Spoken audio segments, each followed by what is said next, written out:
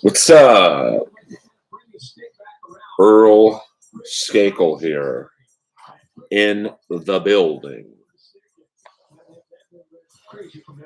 Just watching the Kings Rangers game right now. It's a bit strange seeing Jonathan Quick. What up, Chris? Play against the team he was on for like 17 years.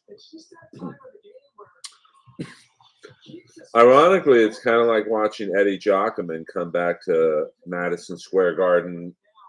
Has a Detroit Red Wing.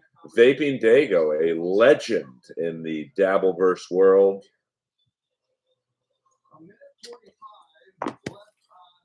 A pleasure to have you here.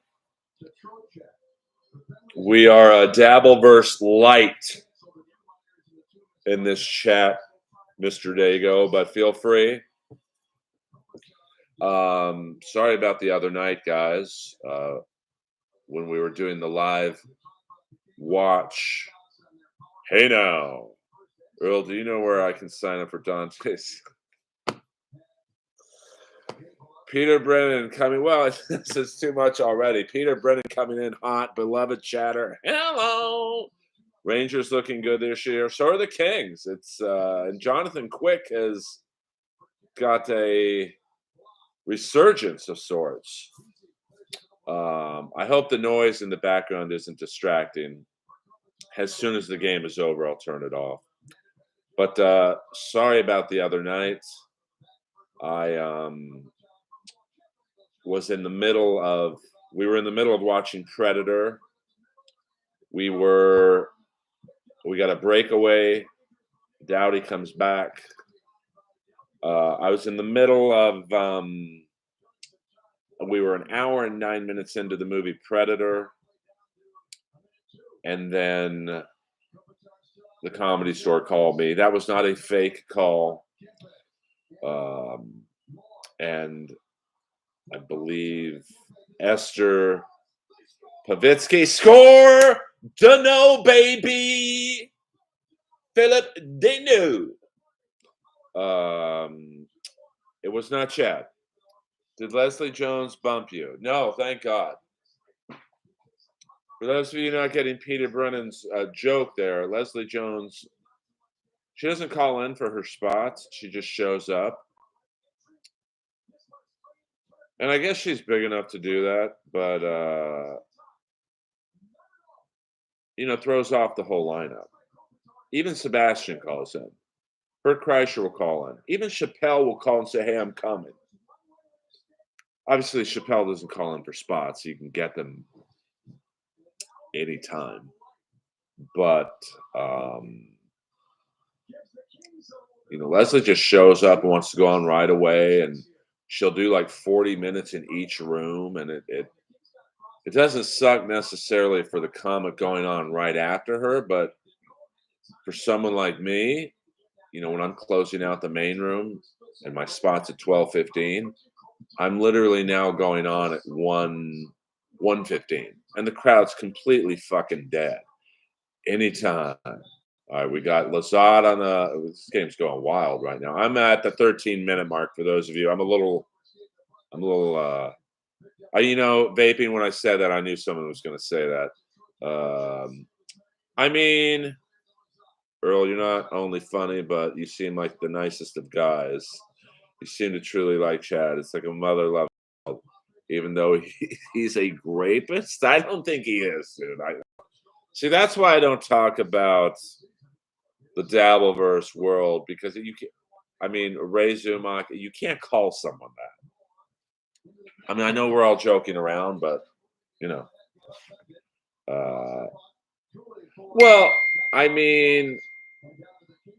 got Ray DeVito messaging me right now. Someone tell Ray I'm that's all. See, I don't like multitasking right now, but I'll do it. Could you do a quick recap of the movie to this point with accents? Sure. Let me just get back to Ray.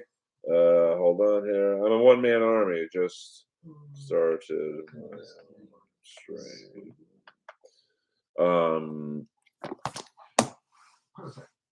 I mean, my feelings on Leslie running the light is really I don't even think I would do it if I could. Um, it's just so rude and like, you got to understand. I knew Leslie when she lived in her car and was borrowing money from Steve Easy. So, which I believe she's never paid him back, and now she drives like a $200,000 SUV, which I'm happy for. Like, I love it when people who were poor or whatever or struggling are now stars in the business. But hit time to hit the one hitter. I'm not sure what that means. Say something funny. Pay me. My PayPal schoola is eastskakel@aol.com. You send me some money. You want to order me to say something funny? Pay, brother. Does she think she's Eddie Griffin? I mean, Eddie Griffin. I seen Eddie Griffin do 2-hour sets with no problem at all. I never saw The Good Son. Let me see. Let me fix it. I think you're trolling me, but that's fine. Ray probably wants Earl on his show. He does, but like I can't, you know, you can't ask me to do your show an hour before. It's Amy Schumer is the funniest of all time. I can't argue that. No doubt about it. Weed. Okay. Do you have Cash App? I'm just kidding. You don't have to send me money. I'm sorry. I don't know Kim Mitchell. I don't know why Kevin doesn't like Kim Mitchell. This is a dabble free zone, please. Well, beloved chatter, I don't mind talking about it, but I'm not really involved in that world, to be honest with you. I mean, I'm a guest on some podcasts like Kevin, Ray from time to time, Chad, obviously, but I don't. I like to say I'm Dabbleverse adjacent. Um, See, I thought Kim Mitchell was a woman, so that shows you how little I pay attention to. Uh,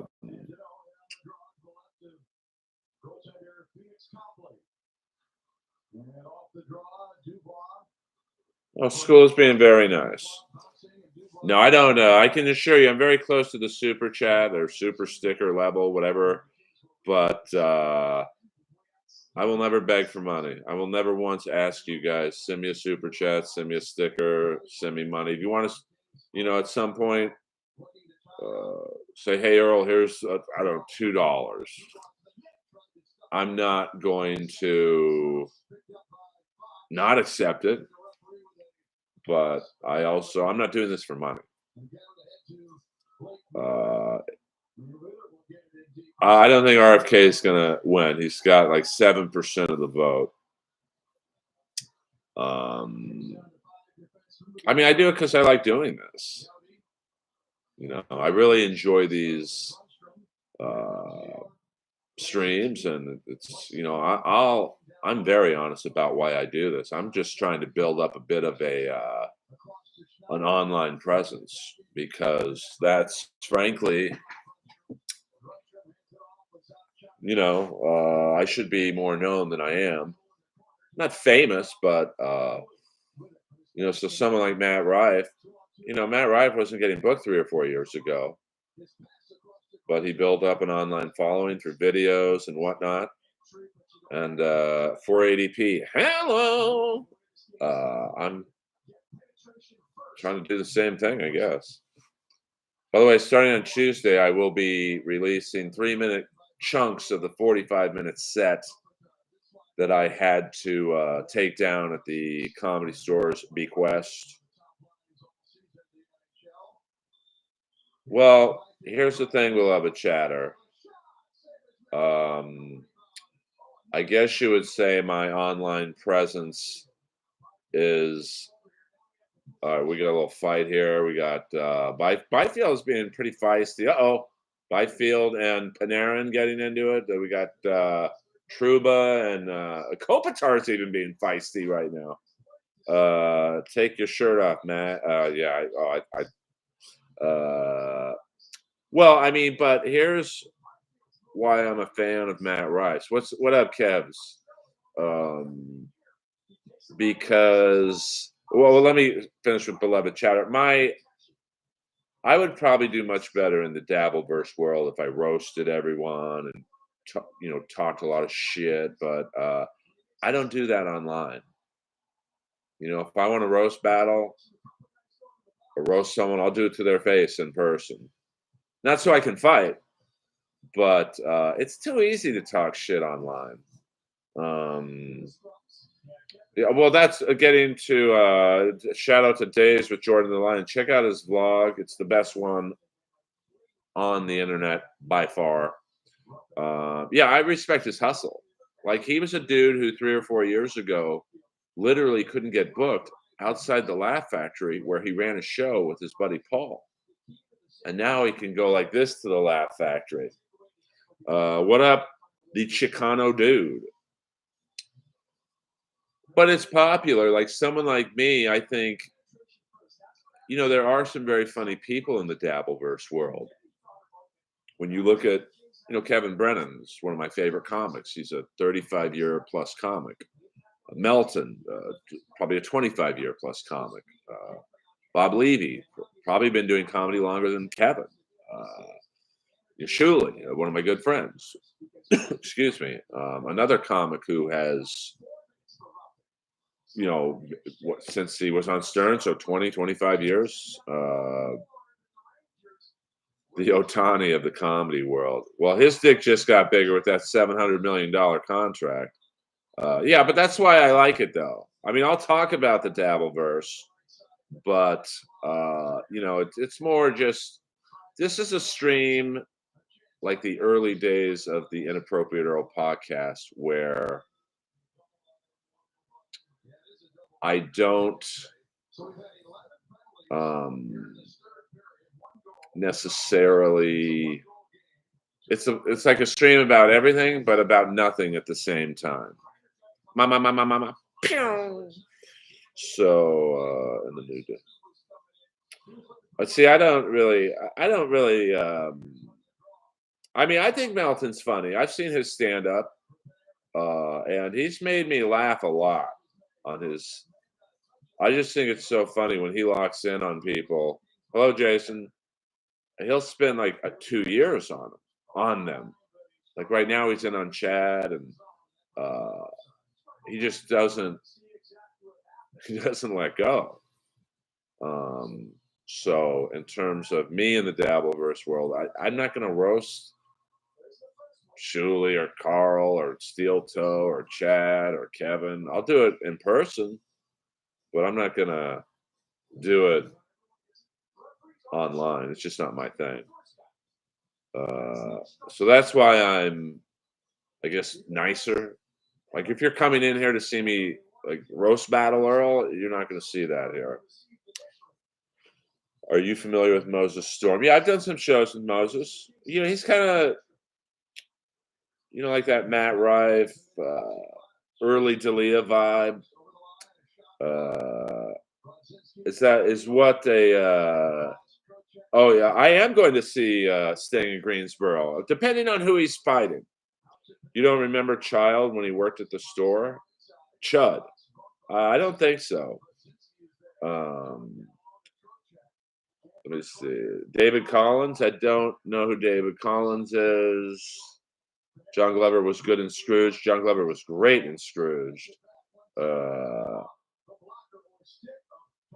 Well, I just, depending on who Sting is wrestling, and someone made a good point. I really do wish I could remember who said this to give them credit, but they thought Shit, the Kings just scored. Or the Rangers just scored. 3-1. 3-1 with 8 minutes and 28 seconds left. Um, they thought the perfect match for Sting would be against Big Bill and Ricky Starks. Maybe Sting and Darby. I don't think he can have Sting do a solo match at 64. And he's got to be close to 65. So,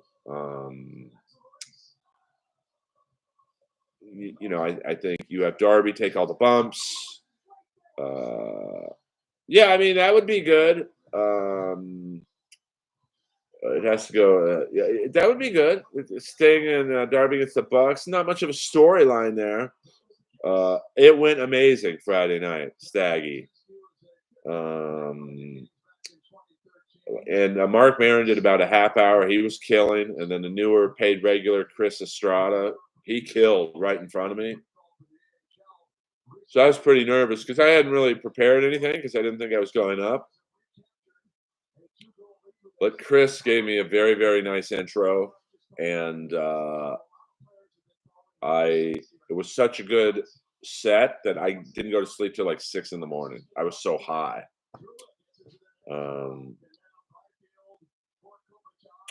I mean,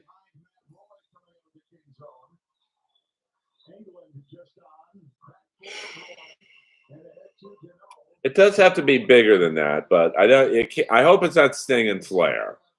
I mean, and there's all kinds of gossip on, or not gossip, but opinion on.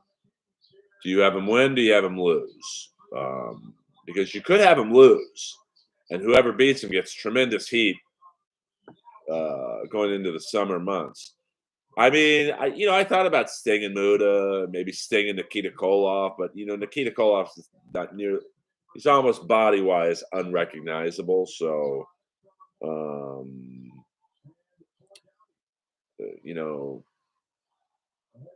I mean, Sting and Adam Copeland would be good, but like it's not like Adam Copeland. Like he does look good, but you got to have something like a Dolph Ziggler who can take all the bumps and make him look good.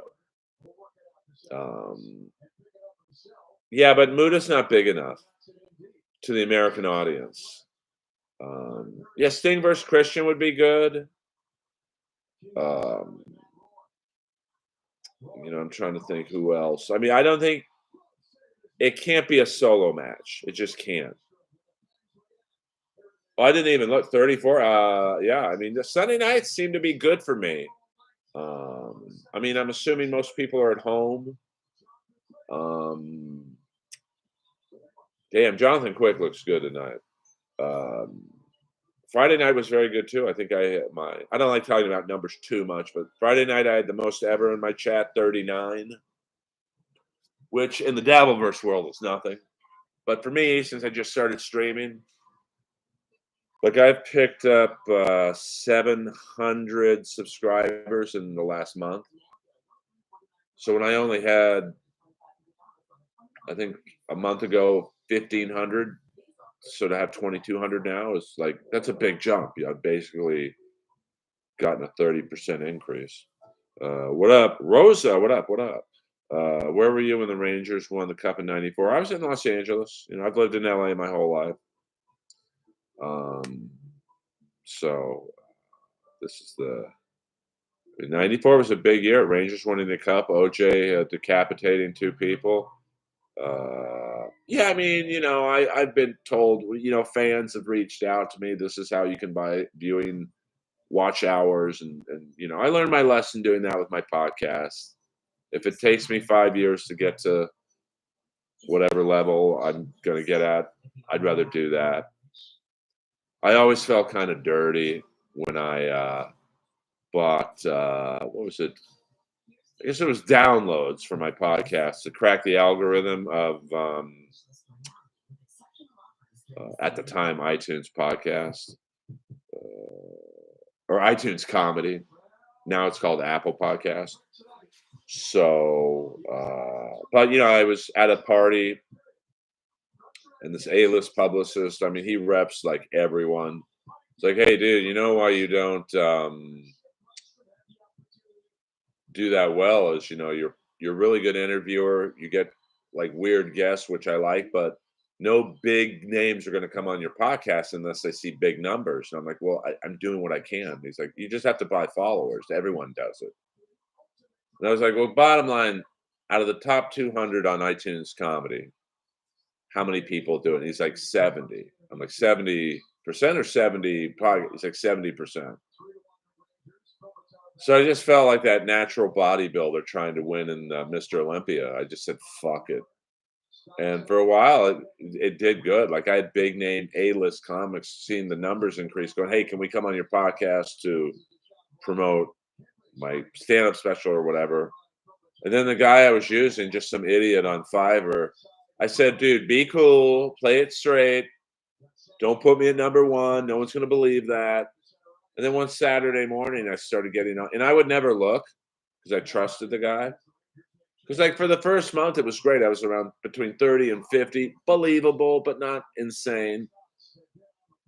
And then all of a sudden, Saturday morning, I'm getting like literally hundreds of texts and messages. Now I knew without even looking at the text, I knew exactly what was going on, and I was number one on iTunes comedy. So, but I don't regret doing it. So I will not buy hours or watch time or whatever subscribers.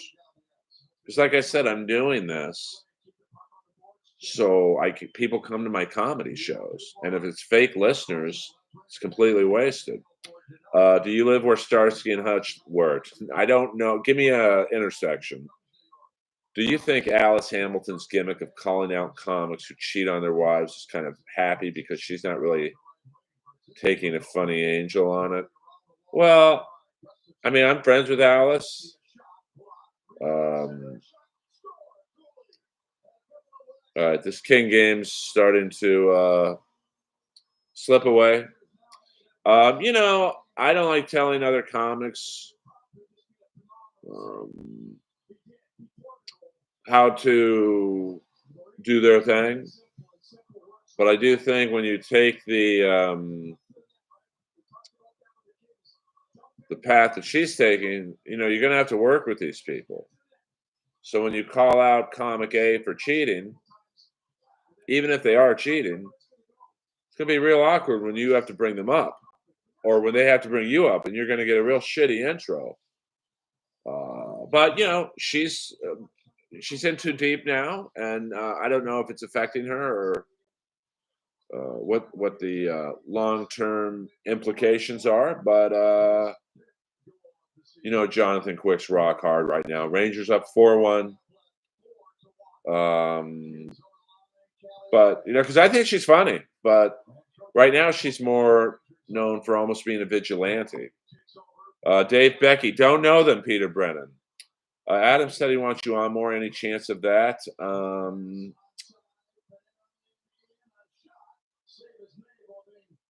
Would I go? Yeah, I mean, I get along with Kevin and Adam and whoever the guest is usually. I mean, I would like more notice. Like, I hate it when, like what Ray just did. Hey, do you want to go on my stream tonight? And, the stream starts in an hour. It's like, I got shit to do. Some of it non-comedy related. So I just like a day or two notice. But I also don't like I said, I'm not going to talk bad about people online. That's too easy. If I have a problem with you, I'll say it to your face. And once again, not to fight you, but that's just how I do it. When is Vinnie Vincent coming on the live stream? Never. He wants money, man. Oh, this message is held for review. I don't know. I'll show it. It's either watch this shit or shit on TLC. Yeah, I don't watch TLC. Give Earl a like. Oh, well, we got some likes coming. Remember when Gretzky went to the Rangers? That was a weird time. 7th grade was already weird enough. I mean, it was weirder to me when he was traded to the St. Louis Blues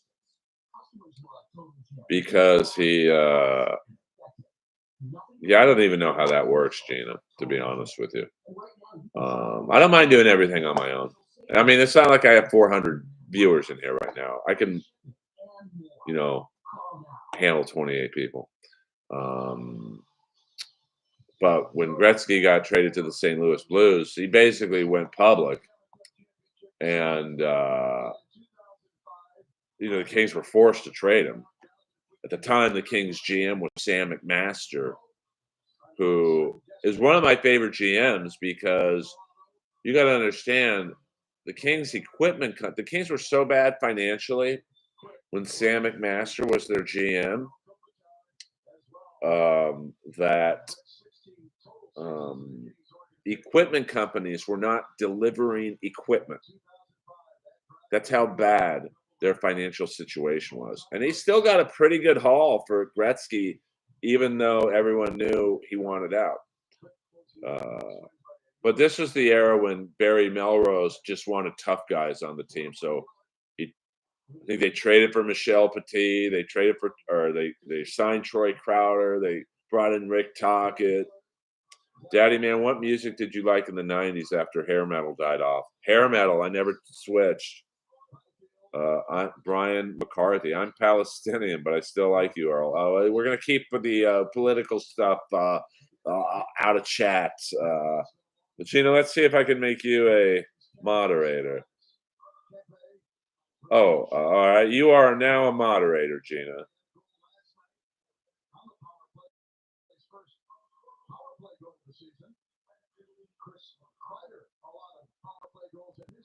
All right. Gina Bobina is now a moderator. You don't have to do anything, though. I mean, I am Jewish. Raised Catholic, but I'm Jewish. Now, tonight I'm going to the Comedy Store Christmas party. So there will be we will finish the Predator stream tomorrow, Monday night. No problem, Gina. No, she's the worst. Well, let's keep it cool. Keep it cool. There's, I understand there's 30 people in here. Not everyone can get along with each other, but just, for my sanity, please be nice to each other.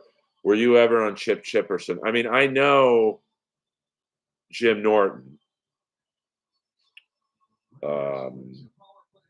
but I have not been on any of his podcasts. I would like to be on Sam and is it Sam and Dave? Yeah. Kay, please, thank you. Let's all get along. I mean, this is a non-drama free stream, which is why there's probably only 30 people in it. Like, I know there would be 300 people in here if I just started talking shit and you guys were talking shit to me. If Jeff Ross is at the party, selfie, not on your life. And someone asked me the other night, last night actually, two fans came up to me at, what was it, I was at some wrestling, what's it called? Global Wrestling? GCW. And someone said, is it awkward when me and Jeff are in the same room together? Not at all. Not for me. Because I've never said one word about him that's not true. And he knows that. So we don't talk to each other, but I don't, like, if I'm talking to someone and he stands next to me, I don't move an inch. Jim and Sam, yeah. Have you heard from Danish? He seems to have disappeared from Beach Cops. I have not. But I'll be honest with you, I don't listen to Beach Cops. Not because I don't like listening to it. I just busy doing my own shit, I guess. But he has a family now, and so I'm sure that's something to do with it. Well, I'm a wrestling fan, so I think me and Sam would have a lot to talk about. Yes, thank you, Kev's Bootlegs. And if you, Kevs, if you watch Fight TV, I had several people who were watching the GCW podcast. I was in the second row on the camera facing my side, the hard cam side. So I was, or opposite the hard cam side. So I'm sure my fat head was on most of the. Okay, see, I didn't know that, Peter. I'm not sure what that means, Led Zeppelin. Ambrose, I'm not sure. I mean, The Rock. The Rock was nice to me when I met him at Monday Night Raw, so he can uh, he can do no wrong in my eyes. I wish he would not say yes to every script, but what am I supposed to know? I mean, last night, um, Andrade was pretty cool. He had a great final match with Joey Janela. I just watching Jonathan Quick. Everyone's hugging him. 15 seasons has a king standout, and he beats his old team 4-1. You can tell he's very happy. I'm happy for him because Kings fans wanted him out of here, and um, this is a big fu to the Kings. So I'm happy for him. But now I'm back to being a Kings fan. Let me see. Did you tell The Rock you're on? I haven't talked. No, this was this is a long time ago. Oh, you mean who had the best wrestling entrance overall? Like, yeah, I like the Warrior. Simple, ran around the ring, shook the ropes, and then was so tired he couldn't wrestle. Big F and Joe. I've seen him wrestle at XPW shows. Um, so he's very good. Um, I liked his match with the girl. For those of you not knowing what I'm talking about, I went to GCW wrestling last night at the Ukrainian Cultural Center in Los Angeles. And GCW is kind of a mixture of, like, say, AEW, and they're not quite as violent as XPW, but it's still a very good overall. They give you a little bit, whatever you're into, GCW has. And there's some pretty, Andrade was the biggest name, Joey Janela, and of course, my favorite humor act, Santana Jackson, who is the number one Michael Jackson impersonator in the world, but he's also a really good wrestler. And he was fighting some old dude. Like, think about like Hulk Hogan's age, maybe older, and it was a really funny match. Did you have the burrito? No, I didn't have any food last night at GCW, but I did see people eating. Moxley golf clubs. That's Moxley. That's out of control. It's out of control. Uh, I can appreciate a good joke. Um, Kevin Bullock, Sawyer. Yeah, Sawyer was good, and I felt bad for the one guy who looked like um, Will Ospreay because the crowd kept chanting "bootleg Ospreay," and he was quite good. Paul Bear and Papa Shango. Yeah, I mean, that was a pretty good entrance. Paul Bear and Papa Shango. Um, yeah, I mean, XPW, which I'm going to, I believe, next Sunday in Van Nuys. Kev, let me know if you want to go. I'm juiced in, as they say. Yes, George South. He was. I'd never seen George South. Garnett. Hello. Your impression of Barry Ribs was the highlight of the roast. Well, I'll do it for you guys, even though I'm not Dabblewords. This is, I love Barry Ribs, but this is Barry Ribs.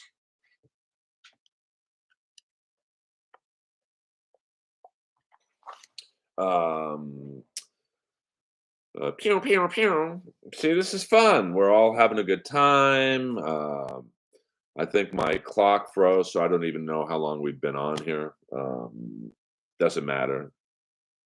Um, yeah, I mean, that was a fun roast. I mean, Pat Dixon killed him, and Barry Rhodes gets major points taken away. Oh, okay. Thank you, Spurg, um, for doing that. Pat Dixon's so ugly. When he was born, the doctor slapped him. Like, that's a street joke I've heard. I swear to you, literally since the third grade. Um, so I'll be at XPW. Oh, great! I didn't plan on it. Yeah, yeah, yeah. Meet me before. I just walk in. Like, I love XPW, but they never have people checking for tickets, so people literally, I'm sure, who paid, you'll walk in with people who haven't paid. And going to XPW with me, it's a fucking treat. Like, I we get to walk backstage. I'm the one who got the lighter fluid for Masada's fire stunt that got botched. Like, they literally asked me to go to 7-Eleven 10 minutes before the match, say, "Hey, can you get lighter fluid? Masada's doing a fire stunt." I'm like, "I don't really think that's how it works." But, okay. So I go to 7-Eleven, and, the guy's like, "Are you with that wrestling show?" I'm like, "Yeah, we need some lighter fluid." He's like, "I'm not selling it to you," because I know, he knew what XPW was about, but he's like, "The guy across will sell it, the liquor store." So I'm like, "Hey, man, we're doing a fight." Like, I'm part of the company's, hierarchy. I'm like, "We're doing a fire stunt. Do you have, like, and I knew what kind of lighter fluid to ask for because I have friends of mine who are stuntmen, and, they didn't have it. Like, "Well, try this," and it was like Zippo fluid. So I bring it back to Rob Black, and, I show it to Schlack first. He's like, "I don't know, bro. It looks all right." And then Rob Black's like, "Fuck it. It'll have to do." And then, so Masada does the fire stunt, and I think the oil or whatever got in his beard, and so it's basically from his right below his nipples to his top of his forehead was on fire, and the producers like, "We gotta stop the show. We gotta stop the show." And then Rob Black kind of looks at me, fuck it, he'll be all right, and he was. Um, Let me see. If you had to rely on Chad to save your life by making a good crowd at the Laugh Factory laugh, you think he would succeed? Uh, I mean, this is crazy. I've never seen Chad stand up, and I've known him for years. Um, we've done some shows together, but I don't watch stand up. Like, someone asked me the other day what I thought of Tony Hinchcliffe as a comic, and I've known Tony for 15 years. We hit a streak of probably the first 13 years of seeing each other 5 to 7 times a week, but I'd never watched his stand-up. So, it sounds like I'm bullshitting, like, I wanna say he's not funny, but I don't wanna say it in public, but, like, I've never seen him do stand-up, and he's never seen me do stand-up, which is crazy, but I don't watch stand-up. I wanna do it. I don't wanna watch anyone else do it. Um, do people out in the real world ever tell you that you should do stand-up? What's your response? Um, no, I mean, no, I mean, people would tell me that before I started. Shane Black is from Pittsburgh. I didn't know that either. He's now well, I don't want to dox him, but he's living in a very nice area of Los Angeles. Are you still traveling with your stand-up? Shane Kelly, the genius. You are the genius, my friend. Only if it pays well. So no. Uh, what? Not really. They. I don't think they had. They got a fire extinguisher. I think from the venue. Like, someone ran inside to the sports book, but they didn't. I mean, it was pretty wild to watch. And then he came back, and his face, from like from basically his whole face to maybe a little bit of his chest, which was hard to see because he has a pretty big beard. It just looked like it was Vaseline on his face. Like, it was weird. I guess that's what happens when you get burnt. Uh,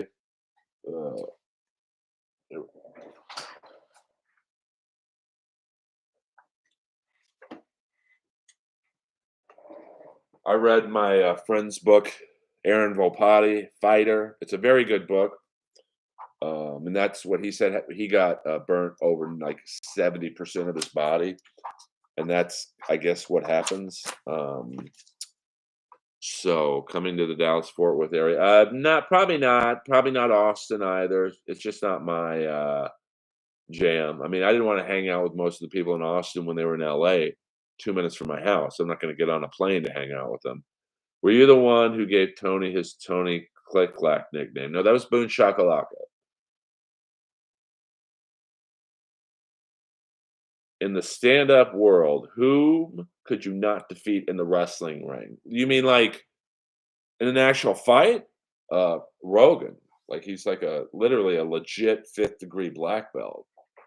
Um, yeah, I'm Shab, I guess. Like, I don't think Shab would have too hard of a time kicking my ass. Thrifty ice cream. I've never had it. Although the Thrifty ice cream in Beverly Hills does look good. Yes, the new wrestling movie, Iron Claw. Um, I'm looking forward to seeing. Although and people think I'm kidding when I say that, uh, but um, when I say what I'm about to say, I do wish Kamala was in it because he had some great feuds with Kerry Von Erich. Now I realized Iron Claw's probably more about Kevin Von Erich, but Kamala was a great heel in World Class Championship Wrestling. Um, but I think the only people they're really going to showcase in terms of opponents are the Fabulous Freebirds. I know my friend Ryan Nemeth playing Gino Hernandez, but I think it's a smaller part. So who knows? Why do so many comedians say people are funny when they clearly aren't? Example, Rogan says, oh, I don't think Rogan says Schaub is funny. Every clip I've heard of Rogan talking about Schaub has been like kind of non-committal. Um, but I don't listen to Rogan a lot. Um,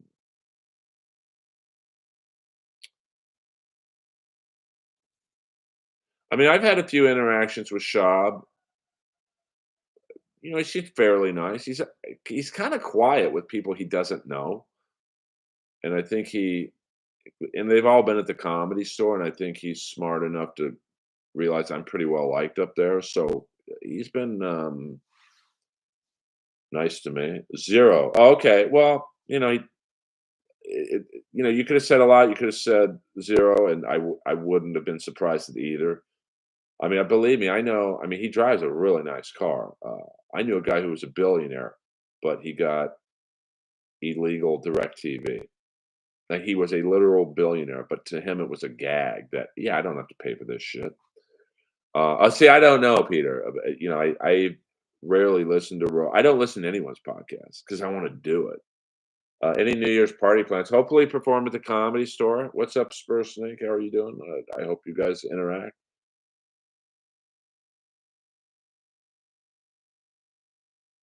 I think Joey's funny. I've had to follow Joey at the Comedy Store. It's probably the toughest follow at the Comedy Store. Him and Brian Holtzman because they just take the stage like a fucking hurricane, and it's tough. Like I had to pull out because me and Joey were never usually on the lineup. Around the same time. He'd go on at like 9:30, 10 o'clock. I'd go on at midnight. But one night, for whatever reason, I got there early at the store, and like five comics who were between me and Joey weren't there, and they're like, "Earl, you got to go next." And no one wants to follow Joey because he's so fucking funny, and it's definitely an energy change when you go from his manic energy to like my, this is how I talk on stage, very baritone and dry, and but it was great. Like it worked out well. I've had to follow Chappelle. Now that's tough because he didn't even really bring me on stage. He just kind of walked off. But a lot of people hadn't paid for their drinks yet, so they basically forced me to go out there. And I have a great joke whenever I follow someone of that fame level. Um, because at the Comedy Store, you're following headliners. There's not one comic on the lineup who's not a headliner. Um, and the crowd, like the packed main room, sold out beyond. And when Chappelle's there, people hear and they tweet, message a friend, so it fucking fills up real fast. And the whole crowd's looking at me, and I'm like, guys, I know what you're thinking. I get one joke, but I don't mind following Dave Chappelle because now I feel like the Chinese guy who follows the black guy in a gangbang, and not one person walked, and they all stayed. So West Coast comedians seem to ass kiss their peers, and everyone is funny and a great comic. Um, I mean, to a degree. Daddy man, one day in LA and only time for one meat. One meat, like a sandwich or a steak, Musso and Frank's. The steak there at Musso and Frank's is so good, you don't need to put any sauce or anything on it. It's really, really good. Uh, Joey C, is that a question to me? Is it hard to follow Bobby Lee? Not really. I mean, but it's the same type of energy that Diaz has, and Holtzman and really any really famous comic. Hey, one meal. Oh, Musso and Frank's. Same answer, really. Does Chelsea Peretti work the Comedy Store? I think she's crazy underrated. I've never seen her there. She's probably past there, but, there's a lot of New York comics who are past at the store, but, it would be like if I was past at the Cellar, which I am not. I'd never perform there because 'cause I'm never in New York. Who thinks Brendan Schaub is funny? I mean, that first special was rough, like, and I knew his manager at the time. This gives you an insight. I'll tell this story. This gives you an insight into the world of stand-up comedy and why is it hard to follow Nate Diaz. Pew! Um, and why, I knew Schaub's manager at the time. So, and we've been friends since grade school. So I'm in his office one day about a cartoon idea for me. And long story short, he kind of he would deny this, but he asked me for advice. He's like, "Bro, I don't know much about stand-up comedy. What would you do?" And the funny thing is, I said, "Whatever you do, don't give him a special, because he's just not ready for it. No one would be ready for it." Because Schaub, I think at that point, I don't know when his first Showtime special came out, had probably been doing comedy maybe 3 years. And it wasn't really 3 years. Like, he may have started, say, in 2012, but, like, when I was 3 years into comedy, I probably had the experience level of a 10-year comic. Because this is and anyone who knows me will vouch for me. My friend Jordan, who's, I think, still in chat, he knew me back then. My first 3 years in comedy, I was going up, no bullshit, 7 nights a week, 3 times a night. I would say on average I would go in a week time frame up 20 to 25 times. And even on nights off, I would still go up. Like, I would go see I remember one time I went to go see Kiss play Irvine Meadows, which then became the Verizon Wireless Amphitheater. And then, I think it's condos. That's crazy to me. That's heartbreaking because I went to so many shows there. And, obviously, I knew "Rock and Roll All Night" would be the last song, so I get up out of my seat, I stand by the exit, see Kiss and the explosions and all that shit, and I run to my car and I drive like a maniac, like, Stallone and Cobra to Van Nuys to do an open mic. Like, that was I had a work ethic that I was insane back then. Um, I could have taken that night off, but I just, I had, like, comic dysmorphia, like, and I probably have body dysmorphia now where I feel like one day if I don't work out, I'm fat. That's how I felt about my comedy. So I pointed this with Shab is I don't see him doing that. He went up probably only on Rogan shows and just, you know, did that. So maybe going up once, twice a week, and that's it. Not going to open mics, practicing, and but when you're a celebrity, you can get away with that. Uh, but like Piven's a horrible stand-up, but he does his funny celebrity stories, and people love it. So my friend, I told him that, I basically did that whole story to him, and I gave him the perfect idea. It still would make sense to me, or it still makes sense to me to this day. I said, "Don't give him a special. He doesn't have 10 minutes, and a special's an hour. He does not have an hour. He's got maybe a passable 5 minutes that you could stretch into 10." It's not talking shit. It's just a reality. I said, "Give him." Because Showtime wanted him because he was, like, doing the red carpet on MMA and boxing events. So I get why you wanted him. He's a name. Put a special up, his fans will watch. Said, "Have him do a Brendan Schaub and Friends," where you do it one of 2 ways. You either have 3 of his famous friends, and at the time, it could have been D'Elia, Callan, and Rogan, and they're doing new material. That's the hook. Watch A-list comics work new material. Or you have 3 unknown comics, or comics who should be known. Call it Brendan Schaub and Friends. You have, say, me, Sarah Tiana, and Tyler Morrison. It's a half-hour show. We were each doing 6 minutes. It's 18 minutes. Figure another 6 minutes for a Showtime commercial. So Shab literally only has to do 4 minutes. He probably has that. And maybe not. I mean, dude, to have 5 minutes of TV worthy comedy takes years for good comics. So we all know what happens. Hey Earl, I thought I had a really great set one night when Uncle Joey came on and destroyed the room and my ego entirely. I used to feel like that way much when I would perform with Ian Bagg. I remember one time I went on before Ian Bagg at the Queen Mary in Long Beach. And I'm not going to say I killed, but given my level of mediocrity at that time, it was the best set I could have. And 3 minutes into Ian's set, I felt like I had bombed, like he crushed. Um, so Shab has said he didn't do open mic shows to get better because they're not his fans and don't laugh.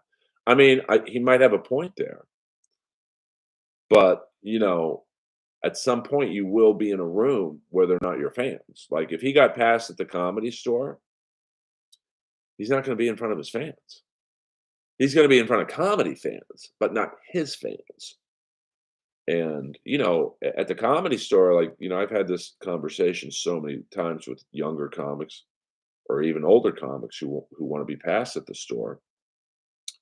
Um, it's not just about being funny because any comic can go on the road. Like, so I could go to, say, not Bellflower, Bakersfield tonight. They have a comedy club in Bakersfield called The Well. And, you know, they pay for LA comics to come up there, and usually the opening acts are the local openers, who in general aren't good. Some are, but in general they're not good. They're newer, and it's not like Bakersfield is a thriving comedy scene. So they're going up almost Shaw style, like 1 to 2 times a week in front of their friends. But at the Comedy Store, you're not going on after shitty local openers. Like the other night, Friday night, I went on after I think Sarah Tiana and multiple specials. Probably my best comedy friend, Mark Maron doing a half hour killing. Chris Estrada, who's a really funny comic, killing. So I got to go on after everyone's basically killing or at the worst doing very well, and I got to do a half hour. So I don't know if Schaub could do that. Like I don't know if he could follow that. A lot of people couldn't. Um, yeah, yeah. I mean, his. I think you're talking about Derek and Hassan. But even if you get outside writers, you still have to perform it. Like doing comedy is different. Like he's used to being on camera, which is great because he does have a stage presence and he's a big guy. So it's kind of like he draws you in with his physical looks, but you have to perform it too. Matt Rife kills it with his a crowd. Sorry, I got a dirty spot on my computer there. I thought you said his C word clips. Yeah, I mean, you got to give him that. I mean, it's he's doing what we all want to do: take clips, get them viral, and voila. So that's why I don't hate on the guy. Like I walked in on Matt once in the main room. He had sold out 2 shows on a Wednesday night in the main room, 2 different crowds. So it's not like the first crowd stayed for the second show. I was going on in the original room. The person who was on before me had just gotten the light. So I knew I had about 3 to 5 minutes before I went on. So I run into the main room. I just want to see what this kid's about. I'd never seen him go up before. And right when I walked in, he had forgotten his place in the joke, which happens to all of us. Happens to me almost every night. Um, but I've got the comedy chops to, get back on course. And he just looks at the crowd, and you could tell I've been there, so I know he was thinking, fuck, what was I about to say? What was I about to say? And then he's like, I think I'll just take my shirt off. And the crowd erupted like they had seen the fucking Beatles. So when you have that kind of connection to a fan base, you don't have to be George Carlin. So, Earl, why haven't you rented out the main room to produce your own show? I thought about it, but there's just too many specials that have already been done at the Comedy Store. Tiana, Taylor Williamson, Ari multiple times, Gerard. I want my place to be different. I want people to tune on Netflix and go, "What the fuck?" That ain't the Comedy Store. That's so. Hopefully by January. Uh, I know Ian Bagg. The Shane Kelly was. This is why I love Shane Kelly. He would. He had a room. This is what I love about LA comedy. I heard about this room called Ireland's 32 on Monday nights in Burbank. So I remember one night checking it out, and Shane is up there doing these fantastic Frank Sinatra covers. And I remember I poked my head in, and this guy's a fucking loser. Um, and I left the room, and then I came back like a few weeks later, and I've become lifelong friends with Shane. Um, so that's why you never judge someone on first impression. I think it's hilarious how you play along with Kevin about your Patreon subs. I mean, listen, it's embarrassing. I have 21 subs on Patreon and 15 are paid. So I literally make $100 a month. But I don't do it for the money. I mean, do I wish I had 900 Patreon followers or a thousand or whatever? 100%.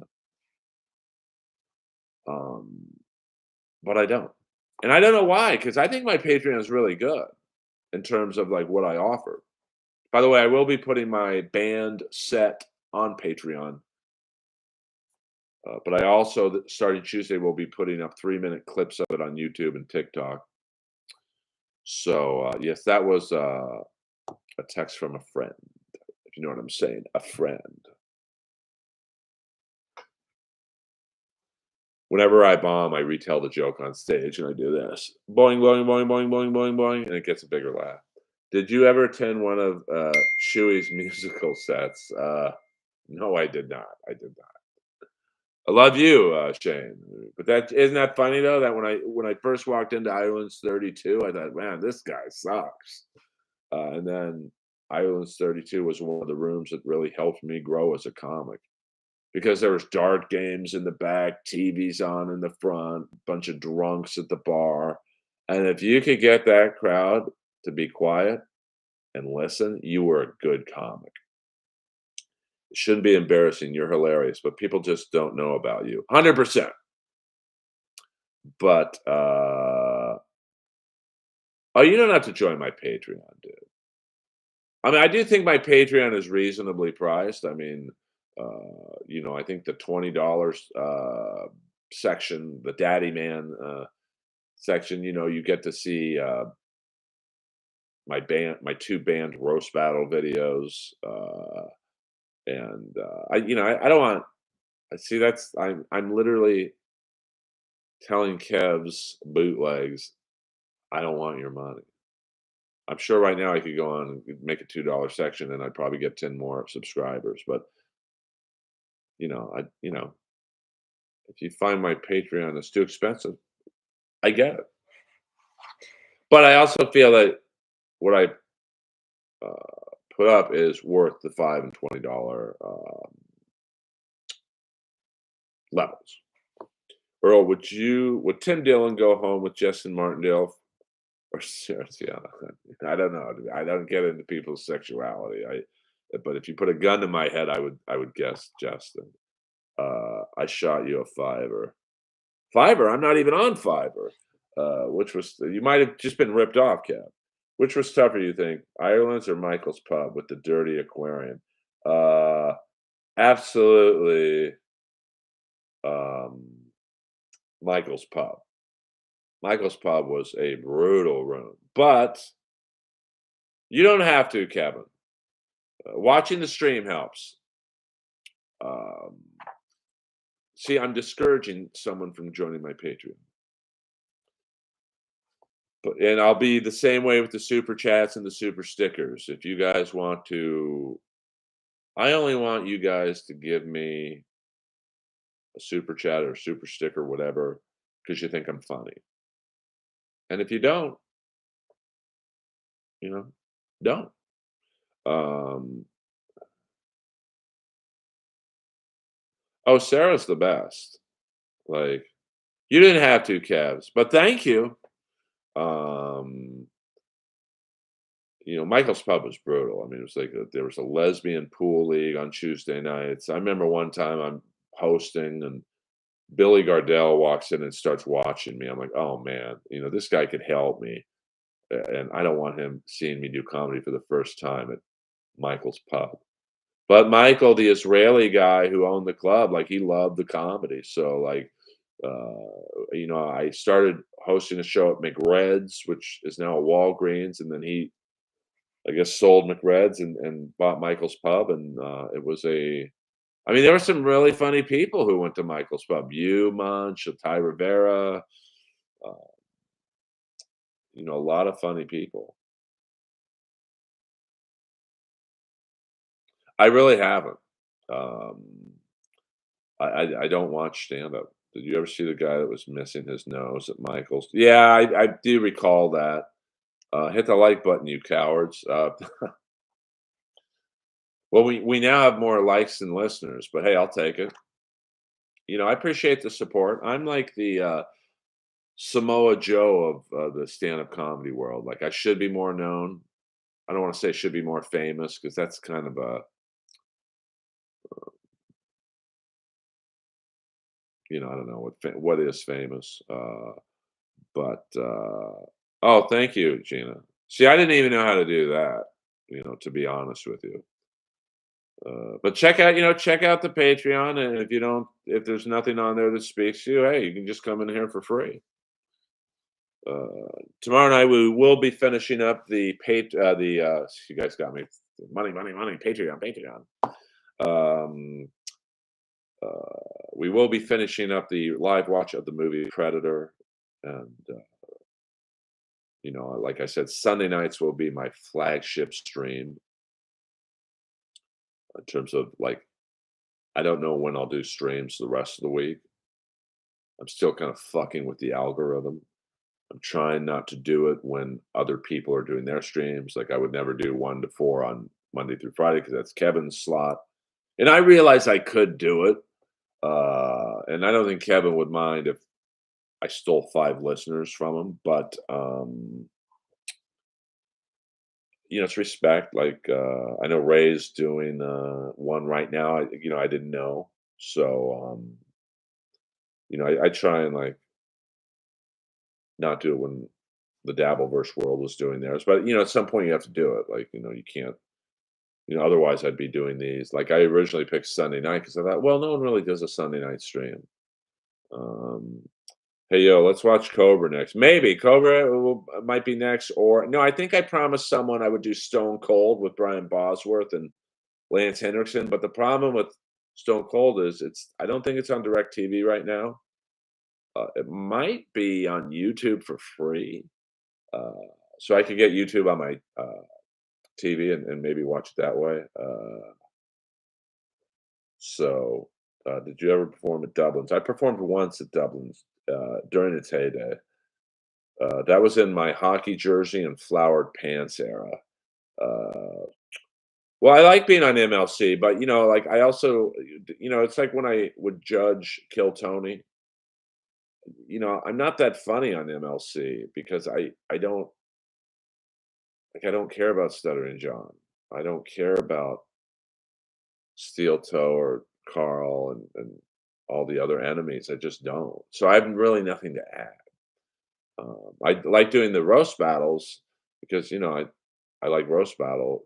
Like, I'll always be loyal to the show to a degree, but the whole Dabbleverse stuff, it's just boring to me.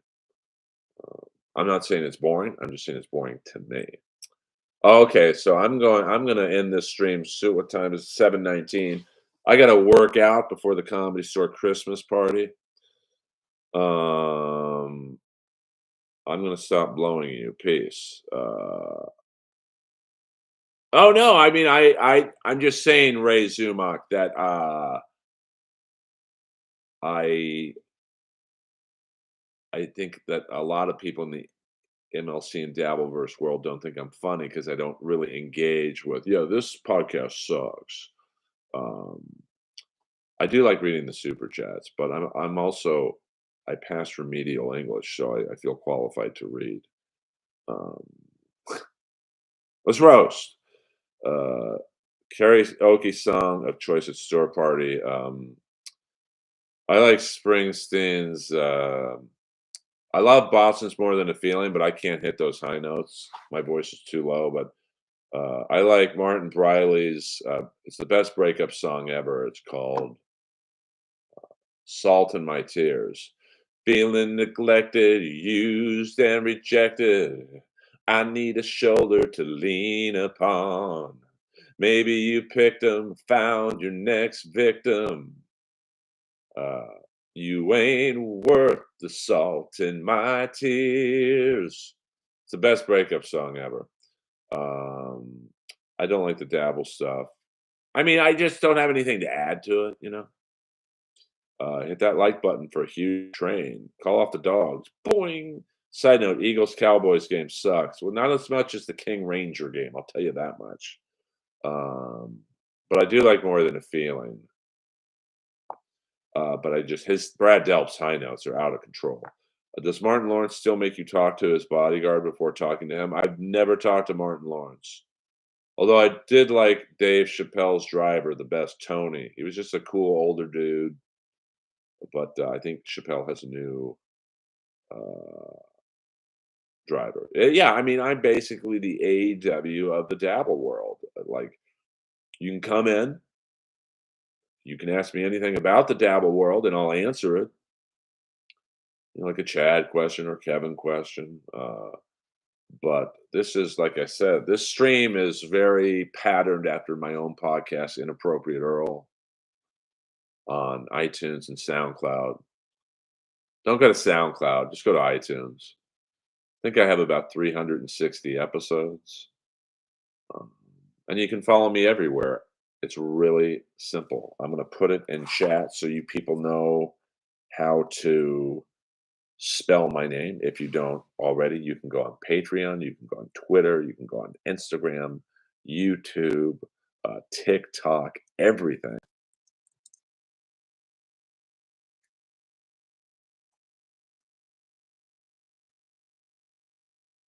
It's really simple. I like Gina Bobina. She's been a very good moderator. Um, I don't know what anyone gets out of being a moderator, but it's just Gina's way of giving back, and I appreciate that. Um, I mean, I have been listening to Melton and someone else, and they're always like, "Who wants to be a moderator and charge of likes?" And I'm like, "What? How do you do that?" Um, so I like, that's what I love about my fan base. I am not that popular, but the few fans I have are. Oh, I missed the Deaf Noodles. Oh, hey, wait, I'm sorry, Earl. Have you checked out Deaf Noodles' new comedy club? I'm sorry, my vision's horrible. So let me just double check. This Martin Lawrence. I know the Eagles Cowboys. I like a nice chilled out Sunday stream. Yeah, I mean, I'm trying to. Just like everyone can talk in here. There's no name calling. I mean, I think the one, I think Cool Boy, he trolls me a little bit, but I think once he found out that I'm not going to troll him back, we're actually talk quite nicely to each other. Listen, I get the world we're living in, the roast battle, the kill Tony world, where it's shit talking and all that. I'm 55, man. I'm just not into it, which is strange because I come from roast battle. I have done Deaf Noodles Comedy Club. I gotta be honest with you, Deaf Noodles and this lady, they treat me incredible. I would say in the last year and a half, if you said I had 10 great sets in that year and a half, I would say 3 of them came at Deaf Noodles. Because he packs the room with, like, young kids who watch his videos, and that frankly is who I'm trying to be more relevant with, is the younger generation. So, and I know Deaf Noodles and Red Bar had beef, but I don't exactly know what it's about. So, and I talk to Red Bar from time to time, not a lot, maybe 2, 3 times a year on DMs on Instagram. Um, Mods get to read the questionable comments. Okay, I'm laughing at the Deaf Noodles mention. Okay, 2024 year of the daddy man. I think it'll be a good year for me. I mean, I think if I can get the YouTube presence up there a little bit and basically what I want to say is, like on a Sunday night stream, hey everyone, I'll be at the Edmonton Comic. What's the comedy club in Edmonton? Comic Strip in Edmonton this week. Not that people are going to just fly up to Edmonton, but hey, next week, hey, I'll be at Zany's in Nashville. You know, hey, watch my new video on YouTube. Blah blah blah. So I'm just trying to do the mat right, go viral on YouTube, and I'm going to be putting up more stand-up clips on here on TikTok, and hopefully, and it helps me at the comedy store. People see these streams, they're in town, they want to come. Jeff Altman, he probably will be there. Although the 50th anniversary was a real freak show at the Comedy Store. You had like, Lou Deck and all these other comics, and it was a very interesting. And then you have like the newer comics like Kelly Ryan. She's really really funny, and Bruce Gray. He's really really funny. Thank you, Ross. I mean, unfortunately for me to play Zanies, they're gonna have to think, oh, he can sell tickets. They don't really care if I'm funny. They want to sell tickets, and that's not just Zanies. Um, that's every club in America. So, yeah, no, I have Bruce Gray. I don't think he would mind me saying this. He is my new clip person, and he sent me a batch of about, I think, 15 clips from that 45-minute set, and I'm going to um, be releasing them. I think Bruce gave me a schedule like every Tuesday and Thursday at 10 a.m. Um, because I thought, oh, well, these shorts, they're basically short, well, 3 minutes. I mean, they're videos, 2 to 3 minute videos. I thought, well, that's not, I guess on YouTube, if you put out a bunch of shorter videos, it's more beneficial than one long video. And yes, and follow me on Instagram. If you could put that, I'm not ordering you, Gina, because you're not getting paid, so I'm not gonna be like, do this, do this, do that. Let me say this: I'm most um, active on YouTube now, which for a very long time I was not, and on Instagram. So if you ever need to get a hold of me, I would say Instagram and then Twitter. If you aren't on Instagram, or if you're not on Twitter, but I'm on Instagram the most. I don't know if you can message people on YouTube, but I'm quite proficient now on YouTube. See, my problem with YouTube was originally the first video I ever put up was my bench warmers clip, and I think as of this day, it's got 100,000 views. So I thought, oh, my first clip kind of went viral for me. I'll just put out a video every now and then they got like 2,500 views, which is similar to the first two commercial auditions I went on, a Pepsi commercial and a United Airlines commercial. I booked. So I didn't try that hard at acting because I thought, oh, this is fucking easy. And then I literally went 15 years without a callback, let alone another gig. So thank you, Gina Bobina. Follow Gina Bobina wherever she's at. Do you know a comedian by the name of John Carson? Johnny Carson was an inspiration to me. John Carson, the guy I was on the MLC roast with, I'd never met him before. I knew nothing about him. Don't really get mad because he couldn't get in more people at the 50th party. But did Paulie? Here's the thing: you could not. The 50th anniversary party was for paid regulars only. I couldn't even bring. I mean, I had me and Chandler had just broken up maybe 2 weeks before, and I think she was going to come, and we would have been friendly. It would have been fine. She couldn't get in. So even if we were dating still, I couldn't have gotten her in because it wasn't paid regular and their significant others. It was just um, paid regulars. So, and they had private security. Like I tried to get these two Comedy Store super fans in. I guess you'd call them super voyeurs. And the security, it was private security. They were like, "No, you're a paid regular. You can go in." Because I was literally pointing to my name on the wall. And these two guys who are at the store almost every night, they pay. They don't ask for freebies. I couldn't get them in. So it's really random. There are no rhyme or reason to it. One video will get 100 views, and the next one will get 25K. Well, with me, I just thought. I mean, I was like, I remember downloading. My girlfriend at the time, Whitney. Shout out to Whitney Rice, incredible actress, and she's on Suits and all that. She's doing very well.